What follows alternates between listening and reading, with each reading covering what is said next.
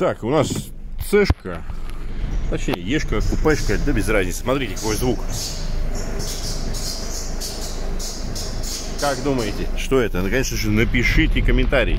Выкручивайте руль, и появляется вот такой при полностью вывернутом руле звук. Давайте пишите, а я вам сейчас покажу, что это на самом деле. Ну, собственно, вот он, виновник торжества, шкив-обгонная муфта на генераторе. Сейчас поставлена новая, соберем сейчас впуск и продемонстрирую, что все будет прекрасно работать. Так, как и обещал, демонстрируем. Руль выворачиваем до упора. Звуков, соответственно, никаких больше нет. Вот такие вот скрипучки может генерировать убитая муфта генератора.